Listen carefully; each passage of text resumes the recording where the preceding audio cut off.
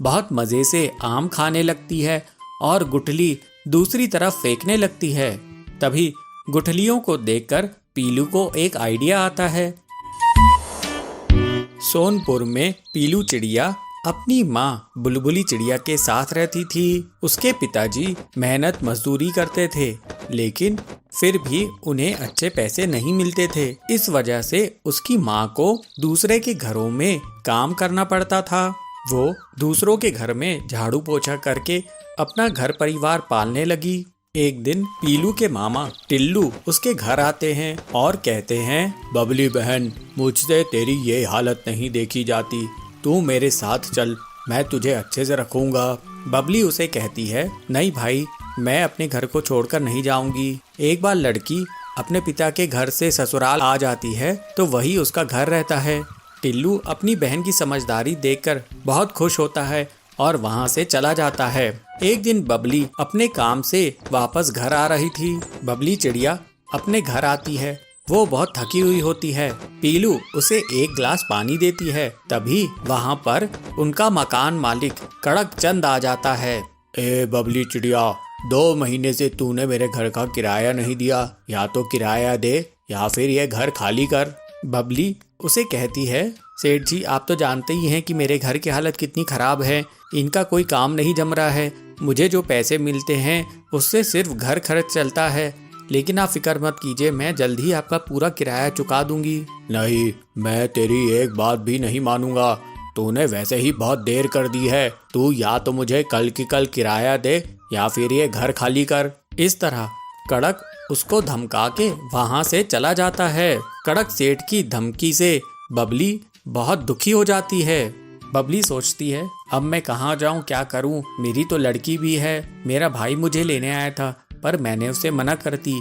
अब तो मैं मायके भी नहीं जा सकती। पीलू अपनी माँ से कहती है, माँ तुम चिंता मत करो, हम कुछ न कुछ जरूर कर लेंगे। पर उसकी माँ उसे समझाते हुए कहती है, नहीं पीलू, गलती हमारी ही है। हमने 2 महीने से अपने मकान मालिक को किराया नहीं दिया है। वो तो घर खाली करने बोलेगा ही ना। चल अब हम दोनों मिलकर घर का सामान समेटते हैं, कल हम ये घर खाली कर देंगे। पीलू उससे पूछती है, लेकिन माँ कल हम कहाँ जाएंगे? ज्यादा सवाल जवाब मत कर, कल की कल देखेंगे। दूसरे दिन बबली और उसका परिवार घर खाली कर देते हैं और वे लोग दूसरी जगह की तलाश में दिन भर उड़ते रहते हैं। सुबह से रात हो जाती है लेकिन उनको कोई भी जगह नहीं मिलती।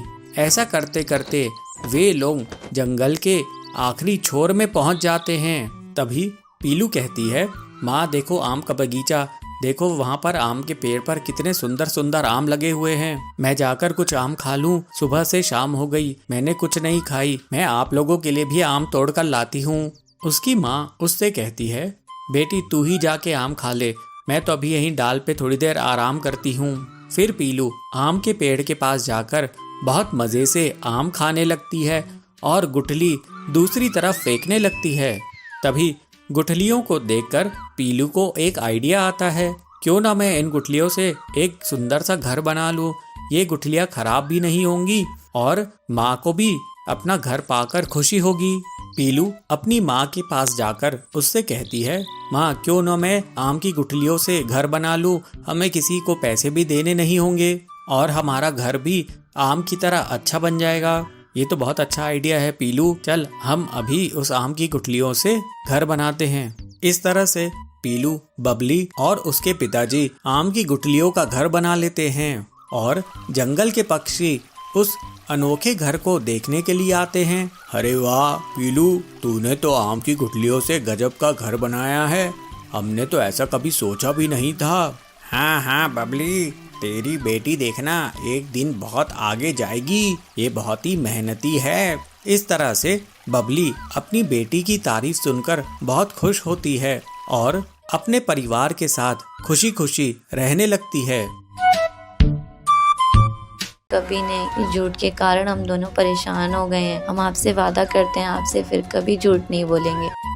रामपुर नाम के गांव में दो भाई बहन अपने मम्मी पापा के साथ रहते थे। चिंटू और पिंकी को स्कूल जाना बिल्कुल भी पसंद नहीं था, इसलिए वो बहाने बनाकर स्कूल जाने से बचा करते थे। पिंकी, मेरा होमवर्क नहीं हुआ है और कल मुझे स्कूल भी नहीं जाना, बताना क्या करें। चिंटू, होमवर्क तो मैंने भी नहीं किया। ऐसा करते हैं, तबीयत खराब होने का बहाना बना लेते हैं। ऐसा करेंगे तो मम्मी हमें स्कूल नहीं भेजेगी। दोनों आज रात ही तय कर लेते हैं कि कल वो तबीयत खराब होने का बहाना बनाएंगे। अगले दिन उनकी मम्मी के पास आती है। अरे बच्चों, स्कूल नहीं जाना क्या? चलो उठो और जल्दी से तैयार हो जाओ। नहीं मम्मी, मैं स्कूल नहीं जा पाऊंगी, मेरे पेट में बहुत तेज दर्द है। तुम चिंटू, तुम तो जाओ। मम्मी, मेरे पेट में भी दर्द है। ऐसा क्या खा लिया तुम लोगों ने जो इतना दर्द हो रहा है? ये तुम बहाना तो नहीं बना रहे? सच सच बताओ। नहीं मम्मी, सच बोल रहे हैं। तभी चिंटू के पापा अंदर आते हैं। सोनो, अरे भाग्यवान, जब उनकी तबीयत सही नहीं है तो रहने दो ना, क्यों जिद कर रही हो? बच्चों, लो तुम ये दवाई खा लो, तुम्हारे पेट दर्द को आराम मिलेगा। बच्चे सोने की दी हुई वो पेट दर्द की दवाई खा लेते हैं, पर कुछ घंटों बाद दोनों को तेज दर्द होने लगता है। चिंटू,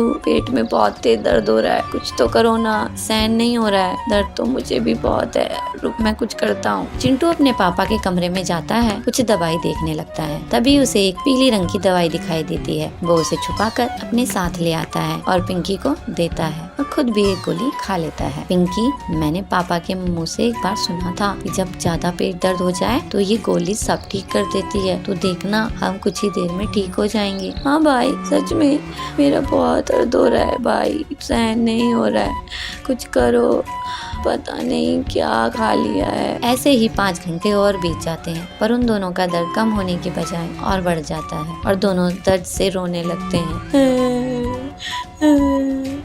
भाई, बहुत दर्द हो रहा है। पिंकी, उस दवाई से कुछ भी नहीं हुआ, उल्टा दर्द और बढ़ गए हैं। मुझे भी नहीं पता भाई, आप कुछ करो ना, मेरे बहुत दर्द हो रहा है। पिंकी, मुझे ऐसा लगता है कि कहीं हमने दवाई खाकर गलती तो नहीं कर दी। तभी उनकी माँ उनके सामने आती है। गलती तो करी है तुमने, चलो अब सच सच बताओ, क्या छिपा रहे हो तुम दोनों? नहीं तो मुझे और तरीके भी आते हैं पता करने के, तुम अपनी माँ को सब सच सच बता दो। दोनों अपनी माँ को सब सच सच बता देते हैं। बच्चों, बिना दर्द के दवाई खाओगे तो यही होगा ना, झूठ बोलने की सजा है तुम्हारी। अब बताओ, आगे से कभी झूठ बोलोगे? नहीं मम्मी, नहीं, कभी नहीं। इस झूठ के कारण हम दोनों परेशान हो गए हैं। हम आपसे वादा करते हैं आपसे फिर कभी झूठ नहीं बोलेंगे, पर प्लीज ये दर्द सही करवा दो ना, बहुत दर्द हो रहा है। ठीक है, मैं भी डॉक्टर को बुलाती हूँ, वो तुम्हें दवाई देंगे जिसे खाकर तुम ठीक हो जाओगे। रुको, अभी डॉक्टर को फोन करती हूँ। चुनमुन डॉक्टर को बुलाती है। डॉक्टर उन दोनों को देखकर उन्हें कुछ दवाई देते हैं, जिसे खाकर वो दोनों एकदम ठीक हो जाते हैं। पर आज उन्हें ये सीख भी मिल जाती है कि झूठ बोलने से क्या क्या हो सकता है, और वो आगे से कभी ना झूठ बोलने की कसम खाते हैं।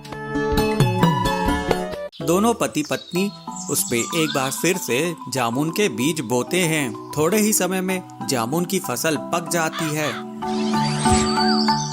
डमडमपुर के जंगल में कालू कौआ अपनी पत्नी पीलू चिड़िया के साथ रहता था। कालू कौआ अपने खेत में जामुन उगाता था और उसे शहर में बेचा करता था। कालू और पीलू का एक छोटा बच्चा था। सुनो जी, सुना है शहर के जंगल में नौकरी करने से अच्छे खासे पैसे मिलते हैं। मैं तुमसे कितनी बार कह रही हूँ कि चलो हम वहीं चलते हैं। यहाँ खेती करते हुए इतने दिन गुजर गए, लेकिन क्या मिला तुम्हें खेती करके? रहने के लिए पक्का मकान भी नहीं है, बारिश में कितनी मुश्किल होती है, और हमारे बेटे के लिए भी अच्छा रहेगा कि वो शहर में पढ़ाई करे। मेरी बात मानो, यहाँ खेती करके हम हमेशा गरीब ही रहेंगे, कभी अमीर नहीं बन पाएंगे। अरे ये तुम कैसी बहकी बहकी बातें कर रही हो? मैं क्या अपनी ज़मीन जायदाद छोड़कर शहर में जाकर दूसरे के यहाँ नौकरी करूँ? ये मुझसे नहीं होगा। तुम समझते क्यों नहीं हो? मैं आपके और अपने बच्चे के भले के लिए ही कह रही हूँ। पीलू शहर के जंगल जाने की जिद पकड़कर बैठ जाती है। देखो जी, मैं आपसे आखिरी बार कह रही हूँ, ये गांव छोड़कर शहर चलो, वरना मैं अपने बेटे को लेकर मायके चली जाऊंगी और फिर यहाँ वापस नहीं आऊंगी। पीलू की जिद के आगे कालू को झुकना पड़ता है। अरे पीलू, तुम भी कितनी जिद्दी हो। चलो, मैं 2-4 दिन बाद तुम्हें कुछ बताता हूँ। ऐसे ही 2-4 दिन बीत जाते हैं। फिर कालू घर आकर पीलू से कहता है, पीलू मैंने सोच लिया है, चलो हम शहर ही चलते हैं, तुम जरूरत के सामान बांध लो। फिर कालू अपने पूरे परिवार के साथ शहर की ओर चला जाता है। कालू शहर आकर एक किराना दुकान में नौकरी करने लगता है। इस तरह कुछ दिन बीत जाते हैं। शहर आकर पीलू और उसका बेटा बहुत खुश थे। ऐसे ही 6 महीने बीत जाते हैं। गांव में कालू के जो जामुन के पौधे थे वे सब सूख गए थे। उनकी कोई देखरेख करने वाला नहीं था। इधर कालू शहर में किराना दुकान में काम कर रहा था। एक दिन उस किराना दुकान में बहुत जबरदस्त आग लग जाती है और कालू की जान जाते जाते बचती है। हे भगवान, अच्छा हुआ तुम्हारी जान बच गई। मेरी जिद के कारण तुम शहर आए और लगभग जल के मर ही गए थे। मैं तो बहुत डर गई हूँ। अब कालू नई नौकरी की तलाश में यहाँ वहाँ भटकने लगता है, लेकिन उसे कोई भी काम नहीं मिलता है। इस तरह से 3 महीने बीत जाते हैं। अब उनके पास किराया देने का भी पैसा नहीं बचता है। पीलू, मैं बहुत परेशान हूँ, मुझे कोई काम नहीं मिल रहा है। ऐसे तो हम पूरी तरह से बर्बाद हो जाएंगे। मुझे माफ कर दो जी, मैं आपसे जिद करके आपको शहर लेके आई, आपको मुसीबत में डाली। हम अच्छी खासी खेती कर ही तो रहे थे। चलिए हम वापस गांव चलते हैं। इस तरह से कालू एक बार फिर से पीलू के साथ और अपने बेटे के साथ वापस गांव पहुंच जाता है। वहां पर वो देखता है कि उसका खेत सूख गया है। ये देखकर पीलू कालू से कहती है, चलिए मैं खेत की सफाई करती हूँ और फिर हम लोग मिलकर जामुन के पेड़ लगाएंगे। फिर पीलू पूरे खेत की अच्छे से सफाई कर देती है और दोनों पति पत्नी उस पे एक बार फिर से जामुन के बीज बोते हैं। थोड़े ही समय में जामुन की फसल पक जाती है और बहुत बड़े बड़े स्वादिष्ट जामुन उगाते हैं। उसी समय वहाँ से गांव का मुखिया जा रहा था। अरे वाह कालू, तुम्हारी तो इस बार बहुत अच्छी फसल हुई है। ये जामुन एक बार मुझे चखाओ तो सही। जामुन चखने के बाद मुखिया कहता है, अरे वाह कालू, ऐसे जामुन तो मैंने पहले कभी नहीं खाए। चल इस बार मैं तेरे को एक बहुत बड़ा ऑर्डर देता हूँ। ये पूरी फसल तू मुझे बेच दे, मैं तुझे इसके 2 लाख रुपए दूंगा। ये सुनकर कालू बहुत खुश होता है। कालू कहता है, वाह मुखिया जी, अगर आप मेरी फसल की अच्छी कीमत देंगे तो मैं हमेशा आपको ही बेचा करूंगा। इस तरह से कालू हर बार जामुन की फसल उगाता और मुखिया को अच्छे दामों में बेच देता। मुखिया और कालू की अच्छी बनने लगी। इस तरह से कालू को अब मुनाफा होने लगा। अब कालू अपने परिवार के साथ खुशी खुशी रहने लगा। तो बहुत कम आमदनी होती है। तो बंटी तुम्हारे लिए ऑमलेट बनाने की मशीन बना देगा। एक गांव के जंगल में पीलू अपना ऑमलेट का ठेला चलाती थी। वो बहुत गरीब थी और उसका पति बंटी कबूतर मशीन रिपेयरिंग का काम करता था, लेकिन उनकी बहुत आमदनी नहीं होती थी। एक दिन बंटी जब कड़क सेठ के घर में मशीन रिपेयर कर रहा था, उसकी मशीन अचानक से और खराब हो गई। ये क्या किया तुमने बंटी? मेरी 50,000 की मशीन खराब कर दिया। अब इसका हर्जाना तुझे देना होगा। लेकिन सेठ जी, मैं 50,000 कहाँ से लाऊंगा? मैं बहुत ही गरीब हूँ। वो मैं नहीं जानता, तू मुझे पैसा लाके दे, नहीं तो मैं तुझे पुलिस के हवाले कर दूंगा। ऐसे ही उदास मन से बंटी अपने घर आता है और पूरी बात पीलू से कहता है। तो पीलू कहती है, ये तो हमारे घर बहुत बड़ी मुसीबत आ गई है। वैसे भी हमारा खर्चा बड़ी मुश्किल से चलता था, अब तो ऊपर से और ये 50,000 का नुकसान भरना पड़ेगा। मुझे तो बहुत डर लग रहा है। चलिए मैं किसी से उधार लेके आती हूँ। तो बंटी कहता है, मैं भी हरिया काका से कुछ रुपये उधार लाता हूँ। ऐसे कहकर दोनों पति पत्नी पैसे उधार लेने के लिए चले जाते हैं। बंटी और पीलू हरिया तोता के पास पहुँचते हैं। बंटी कहता है, हरिया काका, मुझे कुछ रुपये उधार चाहिए थे, बदले में मैं तुम्हारे यहाँ आधी सैलरी में काम कर लूँगा। तो हरिया कहता है, अरे तुम जैसे होनहार मैकेनिक को उधार की जरूरत कैसे पड़ गई? पीलू बोलती है, इन्हें अपने काम में बहुत बड़ा नुकसान हुआ है।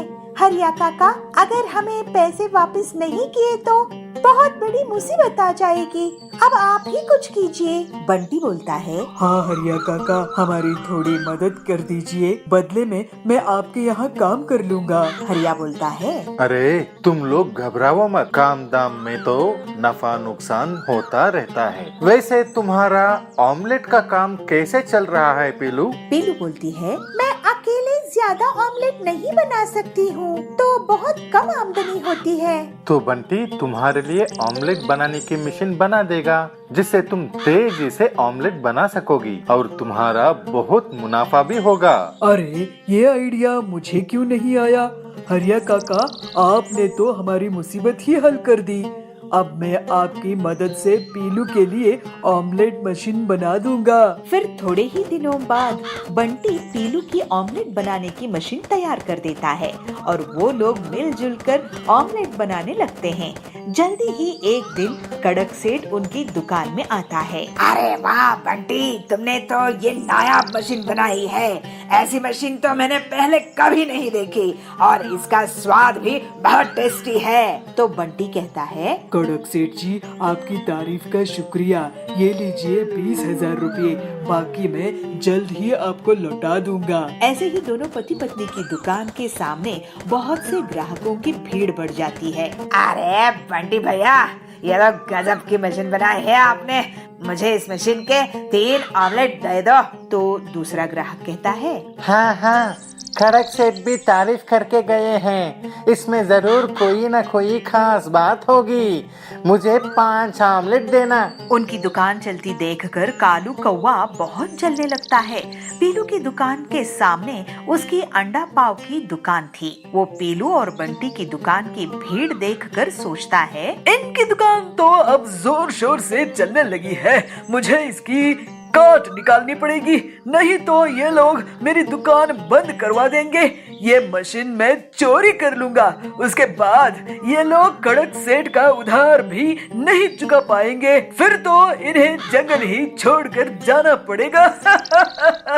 कालू उसी रात को पीलू और बंटी के घर जाता है और खिड़की से चुपचाप झांक कर देखता है।